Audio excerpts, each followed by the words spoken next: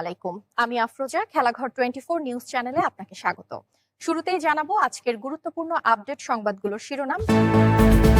৬ বাংলাদেশি শান্তিরক্ষীর জানাজা রোববার। স্বাধীনতা অর্জনের মূল অবদান জিয়াউর রহমানের। সংসদ নির্বাচনের তফসিল সংশোধন।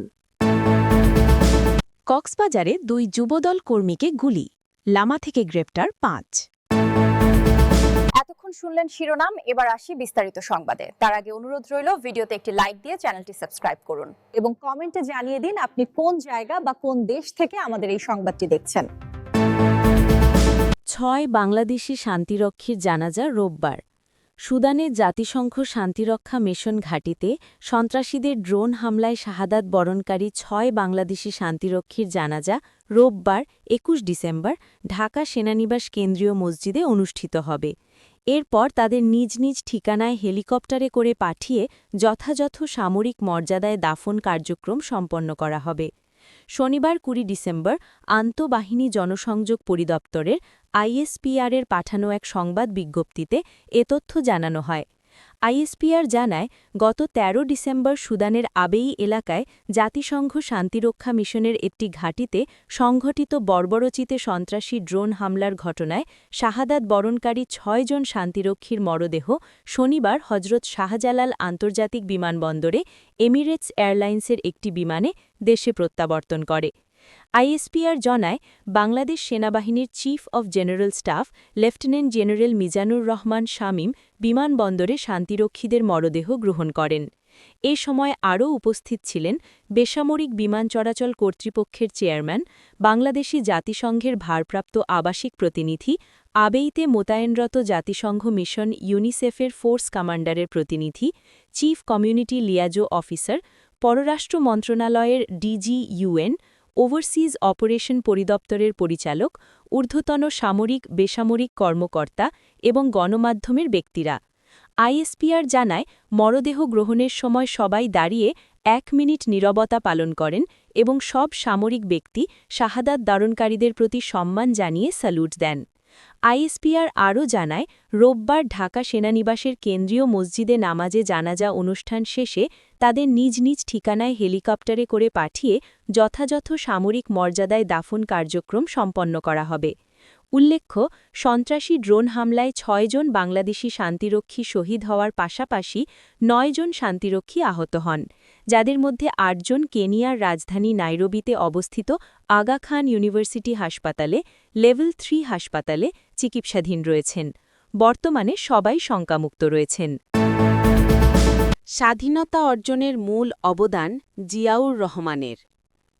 টুকু টাঙ্গাইল 5 সদর আসনে ধানের শীষের মনোনীত প্রার্থী ও কেন্দ্রীয় বিএনপির প্রচার সম্পাদক সুলতান সালাউদ্দিন টুকু বলেছেন, বাংলাদেশের স্বাধীনতা অর্জনের মূল অবদান শহীদ প্রেসিডেন্ট জিয়াউর রহমানের।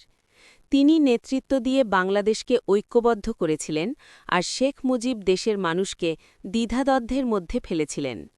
শনিবার 20 ডিসেম্বর দুপুরে টাঙ্গাইলে জেলা ব্যবসায়ী ঐক্যজোটের উদ্যোগে খালেদা জিয়ার সুস্থতা কামনায় দোয়া মাহফিল ও মতবিনিময় সভায় প্রধান অতিথির বক্তব্যে তিনি এসব কথা বলেন।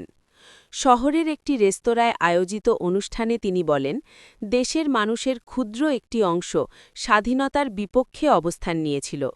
তারা আজ বড় বড় কথা বলার চেষ্টা করছে। একমাত্র জিয়া পরিবারের নেতৃত্বে সব আন্দোলনে দেশের জনগণ বিজয় অর্জন করেছে। সালাউদ্দিন টুকু বলেন, অনেক দল দেশ ও জনগণের স্বার্থে কাজ করার কথা বললেও মাঝখানে বেইমানি করেছে। 1986 সালে শেখ হাসিনা বলেছিল, এরশাদের নেতৃত্বে যারা নির্বাচনে যাবে তারা জাতীয় বেইমান। ঠিক তার পরের দিন হাসিনা এরশাদের নেতৃত্বে নির্বাচনে অংশ নিয়েছিল। তিনি বলেন, আরেকটি দলের নেতাকর্মীরা জাতীয় নির্বাচন সামনে রেখে দেশের মানুষকে উল্লেখ করে বলছেন, ফ্যাসিস্ট আওয়ামী লীগ, বিএনপি ও জাতীয় পার্টি ক্ষমতায় ছিল, তাদের আপনারা দেখেছেন, এখন আমাদের সুযোগ দিন। যারা সুযোগ চায় তাদের বাংলাদেশের মানুষ 1971 সালে দেখেছেন। সালাউদ্দিন টুকু বলেন, দেশের জনগণকে ছাড়া রাজনীতি হয় না। দেশের মানুষকে শোষণ করা যাবে না, তাই গার্মেন্টস শিল্প ও রেমিটেন্স বাড়ানোর জন্য শহীদ প্রেসিডেন্ট জিয়াউর রহমান গুরুত্বপূর্ণ অবদান রেখেছেন। জেলা ব্যবসায়ী ঐক্যজোটের সভাপতি আবুল কালাম মোস্তফা লাবুর সভাপতিত্বে বক্তব্য রাখেন জেলা বিএনপির সাবেক সদস্য সচিব মাহমুদুল হক শানু। উপস্থিত ছিলেন সদর উপজেলা বিএনপি সভাপতি আসগর আলী সহ বিএনপি ও সহযোগী অঙ্গ সংগঠনের নেতারা। সংসদ নির্বাচনের তফসিল সংশোধন।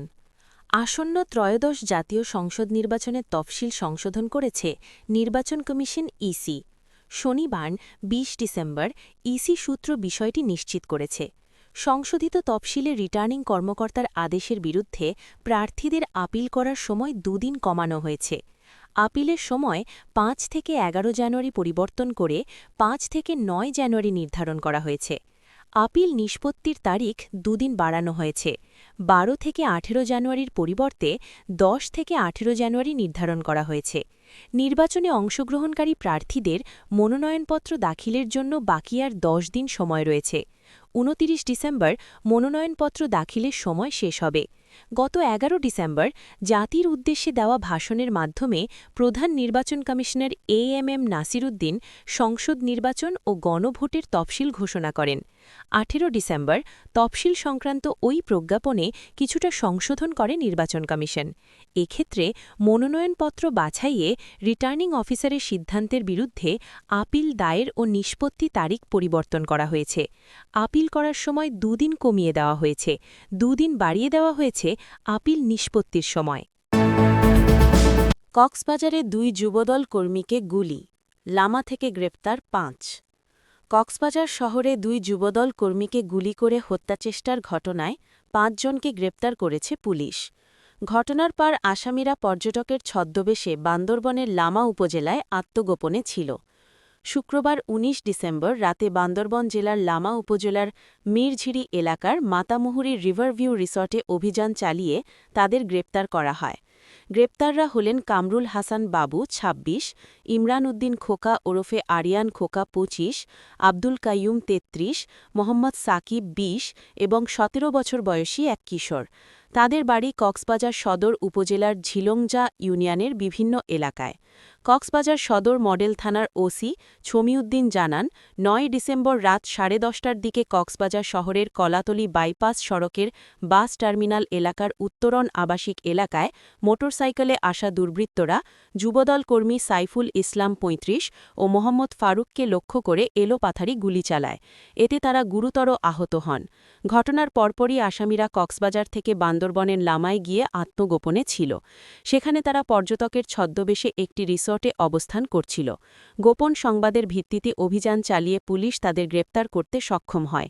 ওসি আরও জানান, আসামিদের প্রাথমিক জিজ্ঞাসাবাদে ঘটনায় জড়িত থাকার গুরুত্বপূর্ণ তথ্য পাওয়া গেছে। তাদের বিরুদ্ধে অস্ত্র ব্যবহার ও হত্যাচেষ্টার অভিযোগে মামলা প্রক্রিয়াধীন রয়েছে। পাশাপাশি ঘটনার নেপথ্যে থাকা অন্যান্যদের শনাক্তে তদন্ত জোরদার করা হয়েছে। আহত ২ যুবদল কর্মী বর্তমানে চট্টগ্রাম মেডিকেল কলেজ হাসপাতালে চিকিৎসাধীন রয়েছেন।